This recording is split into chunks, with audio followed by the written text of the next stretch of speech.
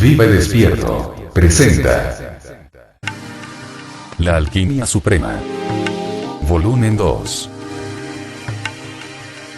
Séptimo discurso.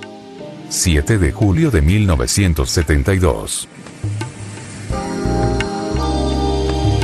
Hacia el silencio del centro más interno.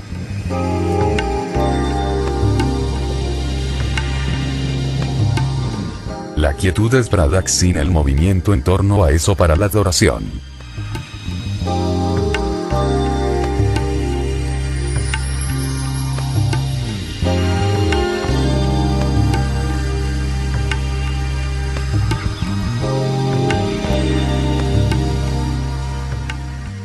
El silencio es meditación y el silencio es algo básico para cualquier experiencia religiosa. ¿Qué es el silencio? Puedes crearlo, puedes cultivarlo, puedes forzarlo, pero entonces es algo superficial, falso, pseudo. Puedes practicarlo y comenzarás a percibirlo y experimentarlo, pero tu práctica lo convertirá en autohipnótico. Este no es el verdadero silencio. El verdadero silencio llega cuando tu mente se disuelve, no mediante el esfuerzo, sino mediante la comprensión. No con práctica, sino mediante una conciencia interna. Estamos repletos de ruidos, por dentro y por fuera. En el mundo externo es imposible crear una situación silenciosa. Aunque huyamos a lo más profundo de un bosque, no habrá silencio. Solamente habrá sonidos nuevos, sonidos naturales. A medianoche todo se detiene, pero esto no es silencio, solamente son nuevos sonidos, sonidos con los que no estás familiarizado.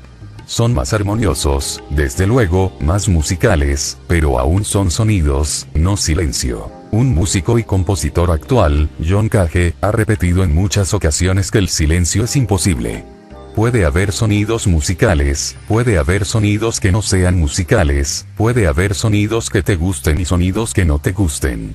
Cuando no te gusta un cierto sonido, se convierte en ruido. Cuando te gusta el ruido, se convierte en música, pero no puedes alcanzar el silencio. Cage afirma que no puedes conocer el silencio. Cuenta un incidente. Antes de este incidente, pensaba que el silencio era una posibilidad, pero nunca había meditado sobre ello. Una vez entró en una sala de la Universidad de Harvard diseñada especialmente para cierto propósito científico. El salón estaba absolutamente insonorizado, absolutamente a prueba de eco. Entró en la sala, pero tenía un oído tan fino que descubrió un sonido. Él es un gran músico, uno de los más importantes de este siglo. En ese salón empezó a oír dos sonidos, un sonido agudo y uno grave. Le dijo al ingeniero jefe: dices que esta sala está totalmente insonorizada. Afirmas que es a prueba de ecos, pero estoy oyendo dos sonidos. Uno agudo y uno grave. El ingeniero le dijo: el sonido agudo es el de tu sistema nervioso funcionando y el sonido grave es el de tu sistema circulatorio. Cage dice: ese día me convencí absolutamente de que el silencio es imposible, a menos que muera. El silencio es imposible en el mundo exterior, y tu sistema nervioso forma parte del exterior, no del interior. El auténtico interior es absolutamente silencioso. Si me lo permites te diré que el punto de silencio absoluto es el interior. El sonido es exterior. El silencio es interior. Silencio e interior son sinónimos. Si vives en el exterior, te mueves en el sonido. Si vives en el interior, te mueves en el silencio. Debes llegar a un punto en el que se da la ausencia de sonido, o como dice el maestro Zen, el sonido sin sonido. Los yogis hindúes siempre le han llamado a nada, el sonido del silencio que no tiene origen. Pero uno no tiene por qué emplear términos paradójicos. Es más fácil de entender empleando palabras comunes. El exterior es sonido, el interior es silencio, ausencia de sonido. Pero Cage está en lo cierto. Si piensas objetivamente en términos de silencio, no hay posibilidad de que exista el silencio. Si piensas en el silencio como en algo, que hay posibilidad de que exista. Pero eres capaz de crear muy fácilmente un pseudo silencio. Puedes cultivarlo, puedes practicarlo. Por ejemplo, puedes emplear cualquier mantra. La repetición constante te dará un pseudo sentimiento de silencio, una falsa percepción de silencio. La repetición constante de un mantra te hipnotizará. te empezarás a sentir embotado, perderás tu conciencia, te sentirás somnoliento. En medio de este estado semidormido puede que empieces a creer que te has vuelto silencio, pero eso no es silencio. El silencio significa que la mente se ha disuelto mediante la comprensión. Cuando más entiendes a tu mente, más te das cuenta de su mecanicidad y de su funcionamiento y más te desidentificas con tu mente. Es esa identificación la que crea el ruido interior. Se presenta la ira en la mente, te identificas con ella, no la ves como un objeto. La ira está en algún lugar afuera de ti, pero empiezas a sentirte enojado, empiezas a volverte uno con ella. Entonces no te das cuenta de tu centro interno, te has ido. En la mente fluyen muchos pensamientos continuamente, el proceso del pensar está en marcha y tú te identificas con todos y cada uno de los pensamientos. Todo pensamiento se vuelve tuyo, te identificas con él. Entonces te has ido. No es solamente con los pensamientos con los que te sientes uno, sino también con las cosas aún más alejadas de tu centro. Tu casa no es solamente tu casa, tú te conviertes en tu casa. Tus pertenencias no son solo tus pertenencias, te identificas con ellas. Cuando se estropea tu coche, se daña también tu estado interior. Cuando se incendia tu casa, tú también te incendias. Si todas tus posesiones te fueran arrebatadas, morirías. Estamos identificados con nuestras posesiones, estamos identificados con nuestros pensamientos, nos identificamos con nuestras emociones, nos identificamos con todo excepto con nosotros mismos. Nos identificamos con todo excepto con nuestro centro más interno. Debido a esta identificación, se genera el ruido, el conflicto, una angustia, una tensión continua. Ha de ser así porque tú no estás en tu casa. Hay una cierta separación y te has olvidado de esa separación. Tú no eres tu esposa, tú no eres tu marido. Hay una distancia, te has olvidado de esa distancia. Tú no eres tus pensamientos, tu ira o tu amor o tu odio. Hay una separación. Cuando empiezas a percibir esa separación, siempre estás afuera, como un testigo, sin implicarte. Estás afuera de cualquier cosa con la que no te sientes implicado. Si John Cage, como dice, oye su propio sonido, el sistema nervioso en funcionamiento, la sangre circulando, entonces existen dos cosas. Una es la conciencia, el saber, el conocimiento, el ser consciente. Existe un punto interior que se da cuenta de que dos sonidos están ahí. Pero él se da cuenta solamente de dos sonidos. No se da cuenta del centro que percibe esos sonidos. Si se vuelve consciente de ese centro de conciencia, esos dos sonidos estarán muy alejados. Habrá una distancia. Y en el instante en que tu foco de conciencia se transfiere desde los objetos a los sonidos, al centro de conciencia sin sonidos, entonces estás en silencio. Me gustaría decir que tú estás en silencio y que todo excepto tú es sonido. Si te identificas con algo, nunca alcanzarás esa ausencia de sonido. Este sutra dice, el silencio, la quietud, es pradaksina, el movimiento en torno a eso para la adoración. Vas a un templo y das 7 vueltas en torno al altar de la deidad. Este es un ritual de adoración, pero todo ritual es simbólico. Porque 7 veces, él posee 7 cuerpos y con cada cuerpo existe la identificación. Por eso cuando uno se dirige hacia el interior tiene que abandonar los 7 cuerpos y sus identificaciones con cada cuerpo. Hay 7 vueltas, cuando se completan esas 7 vueltas, estás en el centro. El altar en el templo no es algo exterior a ti. Tú eres el templo y el altar es tu centro más interno. Si la mente gira en torno al centro y se va acercando más y más y más y, por último, se establece en el centro, esto es pradaksina. Y cuando estás en tu centro, todo está en silencio. Este silencio se alcanza a través de la comprensión de tu ira, de tus pasiones, de tu codicia, de tu sexualidad, de todo. Es una comprensión de tu mente. Pero estamos identificados con nuestras mentes, creemos que somos nuestras mentes. Este es el único problema. Cómo distanciarnos de nuestras propias mentes, cómo divorciarnos, por así decirlo, de nuestras propias mentes.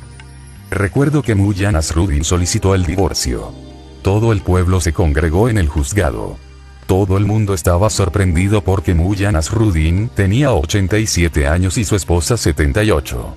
El juez también estaba sorprendido. Le preguntó a Nasruddin, ¿cuántos años tienes? Nasruddin dijo, tengo 87, solamente 87 años. El juez le preguntó, ¿cuántos años tiene tu mujer? Nasruddin le contestó, solo 78. ¿Durante cuánto tiempo habéis estado casados? ¿Cuánto tiempo habéis vivido juntos, Nasruddin? Le preguntó el juez. Perdone, señor, no más de 65. Solamente 65 años. El magistrado le dijo, estoy sorprendido. Si habéis vivido juntos durante 65 años, ¿por qué solicitas el divorcio ahora? Mullah Nasruddin dijo, señor, cuando basta, basta. También en cuanto a nuestras mentes, debemos alcanzar un punto en el cual digamos que cuando basta, basta. Hemos vivido en compañía de nuestras mentes durante muchas vidas, por milenios, pero todavía no hemos alcanzado el punto en que podamos decir basta. No nos damos cuenta de que toda nuestra miseria, todo el infierno al que llamamos vida, se debe a nuestras mentes y a nuestra identificación con ellas. No hay necesidad de renunciar al mundo. El único requisito religioso es el de renunciar a la mente, porque la mente es el mundo. A veces nos sentimos frustrados, cansados, hartos, no de la mente, sino de un tipo determinado de mente. Entonces la cambiamos, pero no elegimos la no mente. Cambiamos a favor de otra mente. Y eso mismo es lo que ocurrió con Mullah Nasruddin. Se le concedió el divorcio. Se le garantizó y él se puso a pensar, cuando me he librado de mi mujer, por fin seré libre y podré dormir en paz. Pero en toda esa noche no fue capaz de conciliar el sueño. Estaba muy excitado. La excitación no provenía del divorcio. En el instante en que se le permitió divorciarse, empezó a pensar en casarse de nuevo. Así funcionamos. Estaba harto de su esposa, pero no harto de ser un marido, no estaba harto de las mujeres. Estaba solamente harto de esa mujer, no estaba harto de la mente que es la que crea todas esas relaciones y esos sufrimientos. Al cabo de una semana surgió el rumor de que iba a casarse con una chica de 27 años. Todos se sintieron alterados. El pueblo entero. Él tenía hijos de 50 años, nietos y bisnietos. Su hijo mayor, que contaba con 55 años, se le acercó y le dijo, papá, no es muy correcto que te aconseje, pero el casarse con una chica de 27, ¿cuánto tienes? 87, es sencillamente absurdo. Todo el pueblo se opone y además no es bueno para la salud. Puede que incluso sea fatal para la vida. Nasruddin le dijo, no te preocupes. Si la chica se muere, me casaré otra vez. Así funciona la mente. Siempre cambiando los objetos externos, las cosas que están en el exterior, las cosas de la periferia. Nunca se cambia a sí misma. La mente es el problema y la mente siempre mira hacia afuera, nunca hacia adentro. Es necesario un divorcio, no con una mente determinada, no con una u otra mente, sino con la mente en sí. Se necesita un divorcio de la actividad de la mente y solamente entonces entrarás en el silencio. ¿Qué es pues lo que hay que hacer? Puedes hacer dos cosas. Una es transformar a la mente misma. Otra, que es la más común y la que se suele poner en práctica, es no cambiar esta mente, sino emplear alguna técnica para drogar esta mente. En este caso la mente permanece tal y como es, no se necesita de transformación alguna. Se te da un mantra, un método, una determinada técnica. La pones en práctica con esa misma mente. Puedes atontarla y drogarla. Será menos activa en la superficie, pero será más activa en las profundidades. Puede que en la superficie se vuelva totalmente inactiva y puede que esto te engañe, pero la actividad continúa dentro. Emplea un mantra. Repite una y otra vez, Ram, Ram o Krishna, cualquier cosa, y superficialmente la mente se silenciará, pero en el interior percibirás su actividad. Bajo su superficie, una gran cantidad de actividad se desarrolla. El pensar prosigue de un modo atenuado, solapado. Todo continúa, solo que subterráneamente. Es algo muy sencillo. Por eso el mantra yoga es algo muy extendido. Tiene su atractivo. La meditación trascendental de Mahesh Yogi es un tipo de autoengaño así. Es solamente un truco. Puedes ponerlo en práctica. Te ayudará al principio y durante unos cuantos días te sentirás muy elevado, muy alto. Luego todo se detendrá. Se habrá alcanzado un rellano. Cuando la superficie se ha vuelto un poco silenciosa, no puedes seguir con esa técnica, no puedes hacer nada con ella. Y luego, poco a poco, las notas atenuadas volverán a sentirse. Esto es simple autohipnosis. Incluso si piensas, estoy en silencio, cada día me vuelvo más silencioso, empezarás a sentir un cierto tipo de silencio. Pero este sentir es creado por los pensamientos. Deja de pensar y se evaporará. Este es el método de Coe. Piensa repetidamente, continuamente, que estás en silencio, que te estás volviendo más y más silencioso cada día. Sigue repitiéndote eso. La constante repetición te engañará. Empezarás a pensar. Desde luego, ahora estoy en silencio. Esto es autoengaño y no conduce a ninguna parte. Permaneces el mismo, no hay transformación. Este sutra se ocupa de esta clase de quietud. Este sutra se ocupa del verdadero silencio que se alcanza, no mediante técnicas, sino a través de la comprensión. ¿Y qué quiero decir con comprensión? No luchar con la mente. Trata de entenderla. La ira está ahí. No te enojes contra la propia ira, no luches con la ira. Trata más bien de comprender qué es la ira, qué clase de energía es, por qué es que se presenta, cuál es su causa, cuál es su origen, de dónde procede. Medita sobre la ira y cuanto más consciente seas de ella, menos y menos te alcanzará. Y cuando deja de haber ira, eres lanzado dentro de tu propio silencio. El sexo está ahí. No luches contra él, trata de entenderlo. Pero luchamos contra nosotros mismos. O bien nos identificamos con la mente, o bien luchamos contra ella. En ambos casos, somos los perdedores. Si te identificas, entonces indulges en la ira, en el sexo, en la codicia. Si luchas, creas actitudes contrarias. Creas divisiones internas. Creas polaridades internas. Y tú te sentirás dividido, nadie más lo sentirá, porque la ira es tu ira. Si ahora la combates, tendrás doble ira. Ira más este enojo contra la ira, y te sentirás dividido. Puedes continuar luchando así, pero esta lucha es absurda. Es como si trataras de hacer pelear tu mano derecha contra tu mano izquierda. Puedo seguir luchando.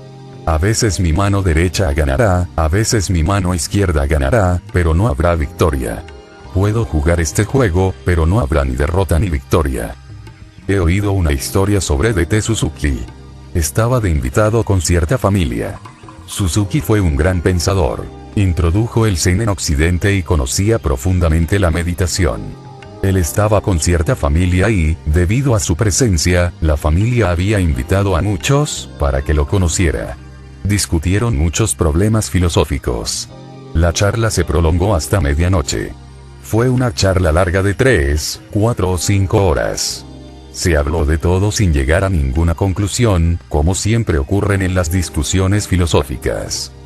Cuando los invitados habían partido, el anfitrión le dijo a Suzuki, fue una larga charla y todos hemos disfrutado, pero no llegamos a ninguna conclusión.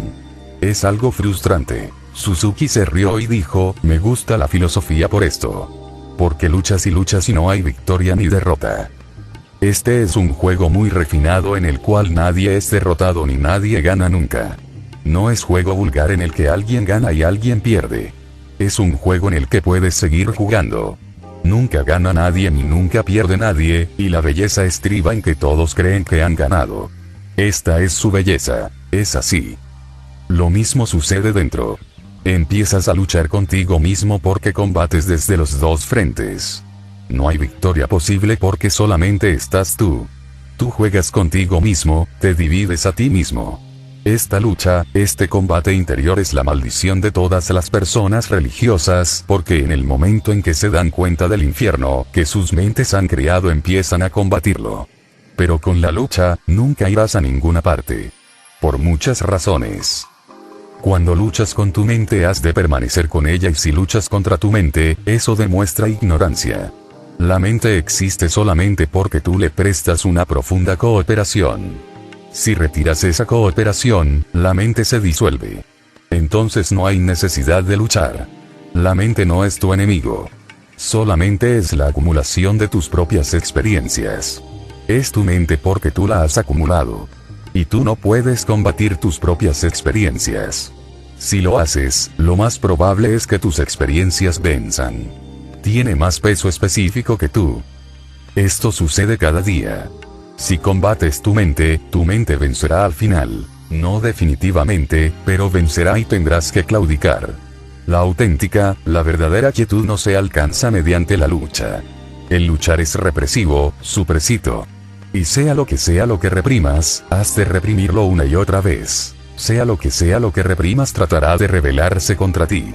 Te convertirás en una casa de locos, luchando contigo mismo, hablándote a ti mismo, negándote a ti mismo, rindiéndote ante ti mismo, siendo derrotado por ti mismo. Te convertirás en un manicomio. No pelees con la mente. Al hacerlo creas mucho ruido. Ni la gente común se siente tan llena de ruido como se sienten las personas religiosas. La gente común ni siquiera se preocupa por esto. Ellos siguen, sin preocuparse. Saben que es un infierno, pero lo aceptan como tal. Una persona religiosa sabe que la mente es un infierno, por eso la niega, la combate, y entonces crea un doble infierno. No puedes crear un cielo combatiendo al infierno. Si quieres trascenderlo, luchar no es el camino. La conciencia, el saber lo que es la mente, es el camino. ¿Qué hay que hacer? Estar alerta respecto a los métodos represivos. Solamente una cosa es esencial. Estés lo que estés haciendo, hazlo con plena conciencia. Si estás enojado, enójate conscientemente. Gurdjieff solía crear muchas situaciones para sus discípulos. Creaba las situaciones. Puede que acabarás de entrar en la habitación y Gurdjieff creaba una situación tal en la que eras insultado. Alguien decía algo tremendamente ofensivo sobre ti, otro decía otra cosa también ofensiva, y tú comenzabas a sentirte enojado. Todo el grupo te ayudaba a sentirte enojado, y tú no eras consciente de lo que estaba sucediendo. Y Gurdjieff te hacía sentirte más y más enfadado y de repente estallabas, enloquecías. Y Gurdjieff te decía, enfádate ahora siendo totalmente consciente. No retrocedas, no dejes de sentirte enojado. Simplemente siéntete enfadado. Y es muy fácil desenfadarte. Entonces él decía, mantente alerta interiormente y observa qué es lo que sucede en tu interior. Cierra tus ojos y observa qué está sucediendo. ¿De dónde vienen esas nubes de ira? ¿De dónde proviene este humo? Descubre el fuego interior de dónde procede este humo. Gurdjieff creaba situaciones constantemente. Era de la opinión de que si deseamos un mundo más silencioso, debemos enseñar a nuestros niños cómo enfadarse, cómo sentirse celosos, cómo llenarse de odio, cómo ser violentos. Debemos enseñárselo. Realmente estamos haciendo lo contrario. Les decimos, no te has de enfadar. Nadie les dice lo que es el enfado. Nadie les enseña que si te has de sentir enojado, siéntete enojado con atención, siéntete enojado de la manera más eficiente y conviértete en un maestro de la ira. Nadie enseña estas cosas. Todo el mundo está en contra de la ira y todo el mundo dice, no has de enfadarte. El chico todavía no sabe lo que es la ira, pero le decimos, no te has de enfadar y seguimos dictándole, no hagas esto otro. A un niño se le preguntó cuál era su nombre y el niño contestó, no hagas esto, porque siempre que estoy haciendo algo mi padre o mi madre me dicen gritando, no hagas esto. Por eso creo que este es mi nombre. Siempre se dirigen a mí como no hagas esto. Esto crea una actitud de lucha. Sin tener pleno conocimiento estás en contra de ciertas cosas. Y si eres ignorante no puedes ganar, porque el saber es poder. No tan solo en el mundo exterior, sino también en el interior, el saber es poder. En las nubes hay electricidad. Siempre ha estado ahí, pero en el pasado lo ignorábamos. La electricidad de las nubes solamente nos daba miedo y nada más. No sabíamos nada de ella. Ahora le conocemos. En la actualidad la electricidad se ha convertido en nuestra esclava y, por tanto, el miedo ha desaparecido. Los Vedas dicen que cuando Dios está enojado contigo te envía rayos, te envía tormentas, relámpagos. Cuando se enfada te hace esto. Esa es la ira de Dios, afirmaban. Ahora la hemos canalizado. Ya no hay más ira divina, ya no se relaciona para nada con Dios. La estamos manejando. De esta forma, el conocimiento se transforma en poder. La ira interior es sencillamente como electricidad, como los rayos. Tiempo atrás, los rayos en las nubes eran la ira de Dios, luego hemos llegado a conocer qué son. El saber se convierte en poder y ahora ya no hay más ira de Dios en las nubes. Tu ira es también una clase de electricidad interior. En el momento en que la conoces, dejará de haber ira en tu interior. Y entonces eres capaz de canalizar tu ira. Se convierte en tu siervo. Una persona que no tiene verdadera ira es como impotente. La ira es energía. Si no sabes esto, se convierte en algo suicida. Si sabes sobre ella, puedes transformar la energía. Puedes usarla. Entonces es simplemente tu esclava. Y lo mismo ocurre con todo. Tus pensamientos son energía, pueden ser usados. Si te vuelves silencioso, te vuelves el amo de tus pensamientos. Ahora tienes pensamientos, pero no hay un pensar. Muchos pensamientos, pero sin un pensar. Cuando desaparecen los pensamientos, te conviertes en el amo del proceso de tu pensar. Puedes pensar por primera vez. El pensar es energía, pero entonces tú eres el amo.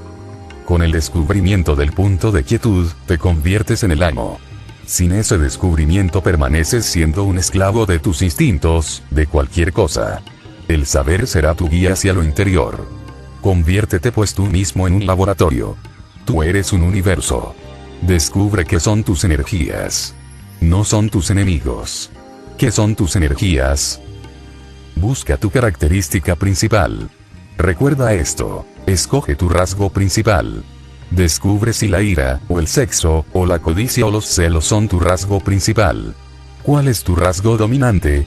Descúbrelo, porque si continúas sin saber cuál es tu rasgo principal, ir hacia tu interior será un proceso difícil, porque tu principal característica posee tu energía. Constituye el centro. Todo lo demás es secundario, está sometido a él. Si la ira es tu rasgo dominante, todo lo demás será un simple soporte de él. Olvídate de todo lo demás. Si la codicia es tu rasgo principal, mantente consciente de la codicia y olvídate de todo lo demás. Cuando se disuelva la codicia, todo lo demás se disolverá. Y recuerda esto, no imites a nadie porque la característica principal de otro puede ser muy distinta. Por causa de esta tendencia imitativa, creamos innecesarios problemas. Por ejemplo, Buda tenía algo que transformar, Mahavira tenía otra cosa distinta, Jesús otra distinta. Si sigues ciegamente a Jesús empezarás a combatir el rasgo principal de Jesús más que el tuyo propio, y eso te confundirá. Si sigues ciegamente a Buda, te perderás otra vez. Comprende a Buda, comprende a Jesús, pero descubre cuál es tu enfermedad propia y concentra toda tu atención en esa alteración particular. Si se resuelve la dificultad principal, todos los males menores se disolverán por ellos mismos. Seguimos luchando contra nuestros males menores. Así desperdicias vidas enteras. Cambias un mal menor y otro mal menor es creado porque la fuente de la energía, el origen central de tu energía permanece intacto. De modo que si trabajas sobre los rasgos menores solamente los cambias. Nos sentimos asustados de descubrir cuál es nuestro principal mal. Mucha gente viene a mí y me sorprende, siempre me sorprende, oír que cualquier cosa que manifiesta que es su problema, nunca es el problema. Se engañan sobre sus problemas. Cuando trabajo con ellos, cuando los observo y se vuelven más francos, cuando se desnuda, surgen nuevos problemas. Vino aquí un hombre ya mayor, de unos 58 o 59 años.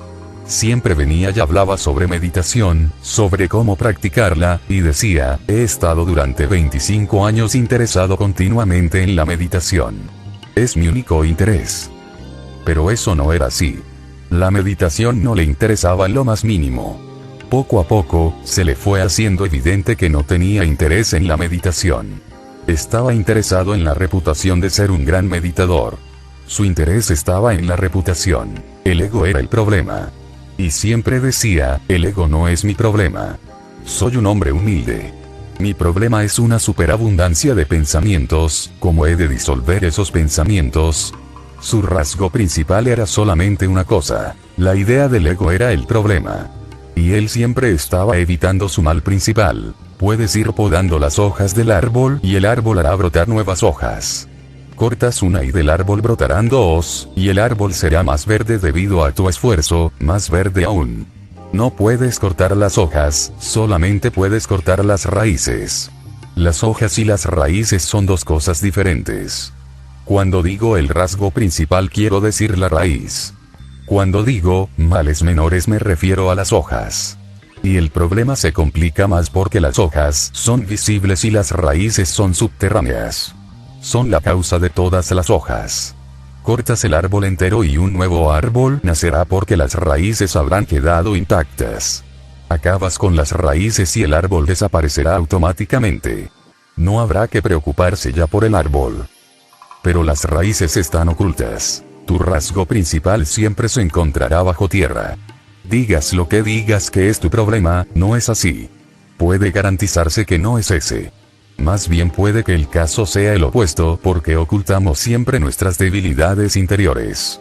Y solo para distraer a la mente, solo para olvidarnos de los verdaderos problemas, creamos problemas menores. Un día un hombre fue a Mullah Nasruddin. Era un viejo del pueblo, sabio en todo, sabio según los cánones mundanos. El hombre sufría de un resfriado desde hacía mucho tiempo. Estaba muy enfermo. Había probado todas las medicinas, pero sin resultado. Le preguntó al Mullah si podía aconsejarle qué hacer. Mullah dijo, ve al lago a medianoche. Esa era una noche helada y el lago estaba congelado. Báñate y luego, desnudo, corre alrededor del lago. Hacía mucho viento, y el hombre le dijo, ¿pero qué estás diciendo? Estoy resfriado. ¿Puedo ponerme más enfermo aún? ¿Puedo coger una neumonía? Mullah Nasruddin dijo, si coges una neumonía, tengo la medicina adecuada, pero para un resfriado común no hay medicina. Si coges una neumonía, entonces podré ayudarte. En tu mundo interior evitas los problemas que eres incapaz de solventar. Tratas de olvidarte de los problemas que no puedes resolver y empiezas a focalizar tu mente en los problemas que sí puedes solventar. Por este motivo tus rasgos principales permanecen ocultos. Por último, ni te das cuenta de ellos y continúas luchando con falsos problemas que no son los verdaderos problemas. Esos falsos problemas pueden absorber mucha energía de ti y puedes disipar tus energías, acabar con ellas, y tú seguirás siendo el mismo porque continuarás luchando contra las hojas. Así que lo primero para obtener la quietud interior es descubrir cuál es la raíz de tus problemas, de tus conflictos, de tus tensiones, descubrir cuál es su raíz. No pienses en cómo solucionarlo porque si piensas en cómo solucionarlo te asustarás. No pienses en cómo solucionarlo. Lo primero es simplemente descubrir cuál es la característica fundamental de tu mente, cuál es el centro de tu mente. No pienses en solucionarlo, no pienses en cambiarla, toma nota solamente de cuál es el principal problema de tu mente. No huyas de tu característica principal y no crees falsos problemas. No te servirán de ayuda. Ni aún resolviéndolos, te servirán de nada. Una vez sepas cuál es el rasgo principal de tu mente, mantente consciente de él, de cómo opera, de cómo crea entramados internos, de cómo funciona por dentro y cómo influencia toda tu vida. Sencillamente sé consciente. No pienses todavía en la forma en que puedes cambiarlo porque cuando empiezas a pensar en cómo cambiarlo pierdes la oportunidad de mantenerte consciente. Surge la ira, surge la codicia, surge el sexo. No pienses en cómo cambiarlos, no pienses en trascenderlos. Están ahí, sé consciente. El trascender no es un resultado, es una consecuencia. La diferencia es sutil. El trascender no es un resultado, es una consecuencia. ¿Qué quiero decir con esto? No puedes pensar en cómo trascenderlo, no puedes pensar en cómo ir más allá de la mente. Con pensar sobre ello nunca lo lograrás. Si te digo, sé consciente, no quiero decir que mediante el ser consciente podrás trascender la mente. El otro día vino aquí una persona. Él está tratando de meditar, de estar en silencio, pero tiene tanta prisa que esa misma prisa se convierte en el obstáculo. Siempre que viene me pregunta, ¿cuántos días más tendré que esperar? He estado meditando durante 3 meses y no ha sucedido nada todavía. Por eso le dije, a no ser que dejes de estar ansioso sobre cuándo va a suceder, no sucederá. El hombre me dijo, puedo hacerlo. Puedo dejar de anhelar el resultado. Pero dime, si lo hago, ¿cuándo sucederá? Puedo dejarlo. Puedo dejar de estarlo. No te molestaré otra vez, pero dime, si dejo de estarlo, ¿cuándo sucederá? De modo que si afirmo que mediante el ser consciente lograrás trascenderlo, no creas que ser consciente es el método y que al querer trascenderlo, lo trascenderás. No pienses, desde luego, si ser consciente es el método, voy a practicarlo y así lograré trascender. Así nunca lo trascenderás. Si llegas a ser consciente, sucede el trascender. Es una consecuencia. Llega. Si se da el ser consciente, entonces llega el trascender. Entonces irás más allá de tu mente, llegarás al centro interior de quietud. Pero no puedes desearlo. Eso es lo que quiero decir cuando digo que no es un resultado. Un resultado puede desearse, pero una consecuencia viene detrás. No puede ser deseada. Un resultado puede manipularse, planearse, pero una consecuencia no puede ser manipulada, no puede ser planeada. Si eres realmente consciente, trascenderás. El ser consciente no es un método para trascender. El ser consciente es trascender. El ser constantemente consciente disuelve tu codicia, tu ira, tu sexo, tu odio, tus celos, poco a poco. Los disuelve automáticamente. No hay esfuerzo al disolverlos ni incluso intención de disolverlos, ni anhelo por disolverlos. Están ahí, de ahí que, más que tener intención de disolverlos, el aceptarlos te servirá de más ayuda. Acepta tu ira. Está ahí, acéptala y sé consciente de ella. Esos son los dos requisitos: aceptación y ser consciente. Y puedes ser consciente solamente si aceptas totalmente.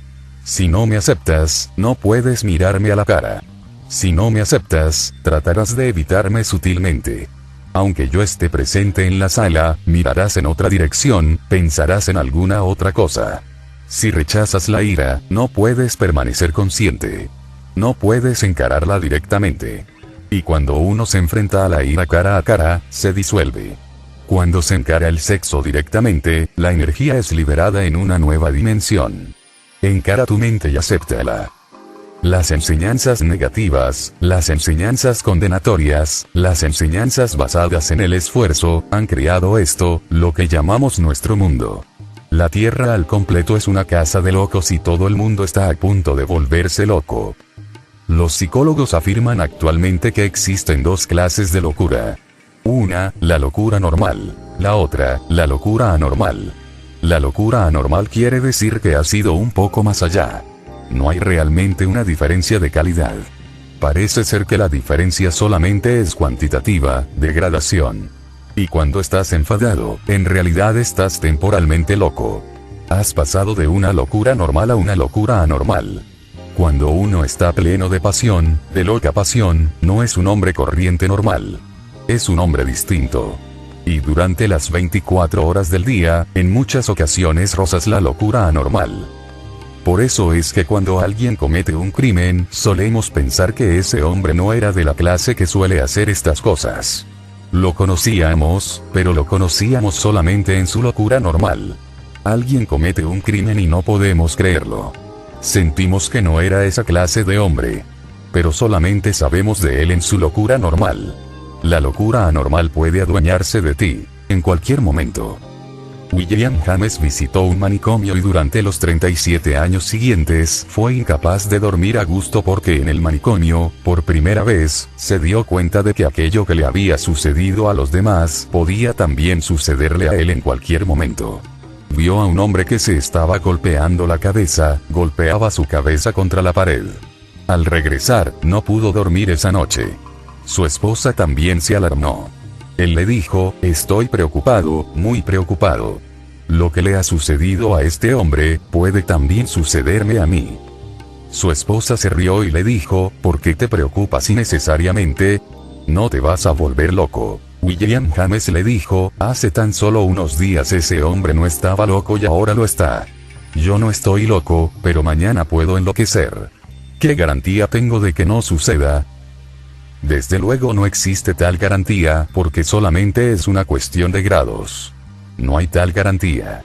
Puede que estés al borde, entonces sucede algo y eres empujado hacia allá. Muere tu esposa o tu casa se quema y tú eres empujado un paso al frente.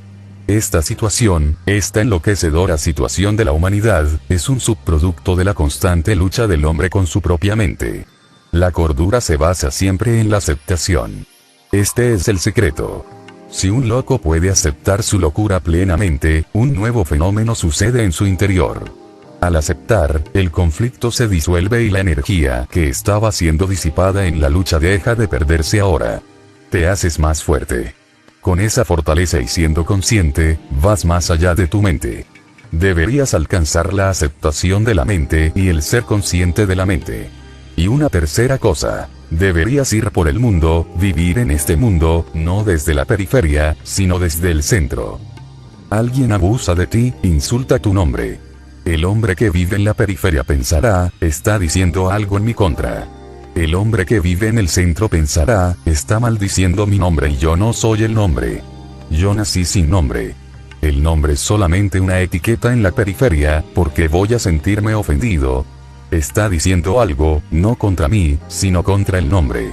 Te identificas con el nombre, por eso te alteras. Si puedes percibir la distancia que existe entre tu nombre y tú, entre la periferia y tú, entonces la periferia se sentirá herida, pero la herida nunca alcanzará el centro. Un Samyasin hindú, Swami Ramatirtha, se encontraba en América. Alguien le insultó, pero él se puso a reír y le dijo a sus discípulos, alguien estaba abusando de Ram. Ram estaba en dificultad. Estaba siendo ofendido y se encontraba en dificultades. Los discípulos le dijeron, ¿de quién estás hablando? Ram es tu nombre. Ramatirtha dijo, desde luego que lo es, pero no soy yo. Ellos no me conocen. ¿Cómo pueden abusar de mí? Solo conocen mi nombre. Incluso si insultan aquello que estás haciendo, no es a ti, solamente insultan la acción. Si puedes mantener una distancia, y eso no es muy difícil al ser consciente, es la cosa más sencilla, entonces la periferia se sentirá tocada, pero el centro permanecerá sin ser tocado. Si el centro permanece sin ser alcanzado, antes o después llegarás a descubrir el punto de profunda quietud, que, a su vez, no es solamente tu punto, sino el punto, el lugar central de toda la existencia. Estaba leyendo un relato esta misma mañana. Es una de las historias más bellas. Un joven buscador después de un largo y arduo viaje llegó a la cabaña de su maestro, del maestro que había elegido. Era el atardecer y el maestro estaba barriendo la hojarasca. El buscador saludó al maestro, pero el maestro permaneció en silencio. Le preguntó diferentes cuestiones, pero no obtuvo respuestas. Trató por todos los medios de atraer la atención del maestro, pero el maestro se comportaba como si estuviera solo. Seguía barriendo las hojas caídas. Viendo que las posibilidades de atraer la atención del maestro eran nulas, el discípulo decidió construirse una cabaña en el mismo bosque y vivir allí. Residió allí durante años. Al cabo de un tiempo, el pasado desapareció porque para que pueda mantenerse, lo has de ir creando diariamente. Has de crear una y otra vez tu pasado, a diario, para que éste continúe. Pero en el bosque todo estaba en silencio. No había nadie, solamente estaba el maestro que era como si fuese una ausencia de hombre. No había comunicación alguna. Ni tan solo contestaba a los saludos, ni siquiera miraba al discípulo. Su mirada era ausente, un vacío. Por eso al cabo de un tiempo, el pasado se disolvió. El discípulo siguió allí.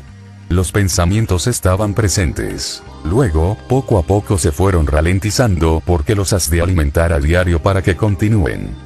Si no los alimentas, no pueden subsistir eternamente. Sin nada que hacer, se solía relajar sentándose en silencio, barriendo las hojarascas y se iluminó. Lo dejó todo y corriendo fue a la choza del maestro y entró. El maestro estaba barriendo las hojas caídas. El discípulo le dijo, gracias, señor. Desde luego que el maestro no replicó, pero este gracias es hermoso. Fue al maestro y le dijo, gracias, señor. Solamente con esta carencia de contestaciones por parte del maestro, sin dar ninguna respuesta intelectual, sin tan siquiera mirarle, permaneciendo tan en silencio, solamente con esto, aprendió algo del maestro. Aprendió su silencio, aprendió a vivir en el centro sin preocuparse de la periferia. Alguien se siente codicioso. Es un asunto periférico, déjale que se sienta así. Alguien pregunta algo. Es un tema periférico, déjale que pregunte. El maestro permaneció sin alterarse. Siguió barriendo las hojas caídas. No decía nada, pero indicaba un camino. No dijo nada, pero contestó. Él era la respuesta. Nunca antes el discípulo había conocido un silencio así. Nunca había contemplado una presencia tan ausente. Era como si aquel hombre no estuviera allí, como si aquel hombre fuera una nada, como si no fuera un hombre. Como si fuera una nada, no un hombre. Sin decir nada, el maestro había dicho mucho. Más bien, mostró mucho y el discípulo le siguió. Fue solamente una lección, pero una lección muy secreta. Permanecer en el centro y no alterarse por la periferia. Durante años el discípulo trató de permanecer en el centro sin sentirse alterado por la periferia. Un día, mientras barría las hojas secas, despertó. Habían pasado los años y ahora sentía una tremenda gratitud. Lo dejó todo, corrió hacia el maestro y le dijo, gracias, Señor. Simplemente conseguir una respuesta oculta, sucedió. Pero depende de ti. Otro en su lugar se habría sentido humillado, ofendido, habría pensado que ese hombre estaba loco, se habría enfadado. Y así habría perdido una gran oportunidad. Pero él no era negativo. Lo tomó de forma positiva. Comprendió su significado, trató de vivirlo, y aquello sucedió. Fue una consecuencia, no un resultado. Podía haberlo imitado, pero aquello no fue una imitación. Nunca regresó. Se quedó en el mismo bosque, pero nunca regresó hasta que aquello sucedió. Solamente acudió 2 veces. La primera para saludar al maestro, y posteriormente para expresarle su agradecimiento. ¿Qué estuvo haciendo durante todos esos años? Esta es una lección muy simple. Solamente hubo un secreto, pero este fue el fundamental. Trató de no ser alterado por la periferia. Se aceptó a sí mismo. Al no estar preocupado por la periferia, al no sentirse preocupado por la periferia, se mantuvo consciente. Se mantuvo tan consciente que, realmente, esos 20 años fueron como si no hubieran pasado. Y cuando aquello sucedió, cuando el acontecimiento se presentó, corrió como si nada hubiera sucedido. Cuando el acontecimiento se presentó, corrió como si nada hubiera sucedido en ese intervalo de 20 años.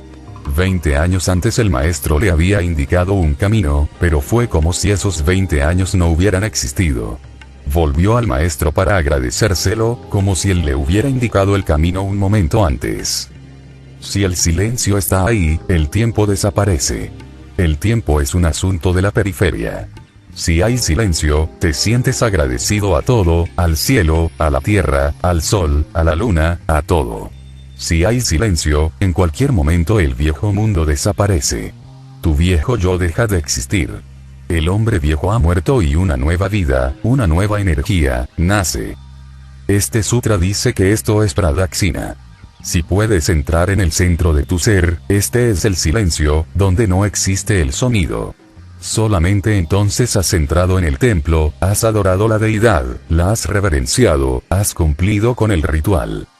En un templo, podemos seguir cumpliendo el ritual sin tener conciencia, siquiera de lo que el ritual quiere decir. Todo ritual es una llave secreta. El ritual en sí es infantil. Si no sabes que una llave es una llave, puedes seguir jugando con ella, pero también puedes acabar tirándola porque al final puede que no le halles el sentido al desconocer qué es lo que puede abrirse con ella y no haber oído sobre la cerradura. Esos son lenguajes secretos. Los rituales son lenguajes secretos. A través de ellos, algo ha sido transmitido. Los libros pueden ser destruidos porque las lenguas mueren. El significado de las palabras cambia continuamente.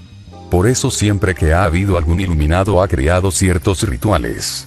Son los lenguajes más duraderos. Cuando las escrituras desaparecen, cuando las religiones mueren, cuando los viejos lenguajes no pueden ser entendidos o pueden ser malinterpretados, los rituales continúan. A veces, desaparece una religión entera, pero los rituales continúan. Son trasplantados a las nuevas religiones. Entran en las nuevas religiones sin que nadie se dé cuenta de qué es lo que está sucediendo. Los rituales son un lenguaje permanente y siempre que alguien profundiza en ellos, los secretos son descubiertos. Este Upanishad se ocupa básicamente del ritual de la adoración, y en él toda acción es significativa. En sí parece infantil. Es una tontería ir a un templo y dar vueltas en torno al altar o alrededor de la imagen de la deidad. Parece una estupidez. ¿Qué es o qué consigues con ello? En sí es estúpido porque nos hemos olvidado que la llave es la llave. Su significado estriba en conocer la cerradura. Su significado reside en abrir la cerradura. Esas 7 vueltas en torno al altar se refieren a los 7 cuerpos, y el altar se refiere al centro más interno. Ve dando vueltas en torno a tu centro, sigue profundizando y llega un momento en que todo se detiene. Cuando no hay sonido, has entrado en el silencio, este silencio es divino, silencio es gozo, este silencio es el objetivo de todas las religiones, y este silencio es el propósito de toda vida. Y, a menos que alcances ese silencio, logres lo que logres, no servirá de nada, no tiene sentido. Aunque obtengas el mundo, no sirve de nada. Pero si alcanzas este silencio interior, este centro, aunque pierdas el mundo entero, vale la pena alcanzarlo. Puedes apostarlo todo en ello, aunque lo sacrifiques todo, aunque te lo juegues todo. Cuando alcanzas el silencio interior, hayas pagado lo que hayas pagado, no ha sido nada. Lo que recibes no tiene precio. Lo que has perdido era solamente basura. Pero la basura es, para nosotros, riqueza. Apreciamos en mucho la basura. Y te lo diré otra vez. Si crees que puedes comprarlo con esta basura, nunca serás capaz de llegar al centro. El centro no puede ser un resultado. Si te desprendes de esa basura, lo alcanzas. Esa es una consecuencia. El silencio, la quietud, es pradaksina, el movimiento en torno a eso para la adoración. Alrededor de eso, del centro interno o del centro más íntimo, esto es la periferia. Eso es el centro. Continúa abandonando esto y sigue yendo hacia eso. En eso consiste toda sadhana. Este es el camino. Suficiente por hoy. Video creado por Vive Despierto.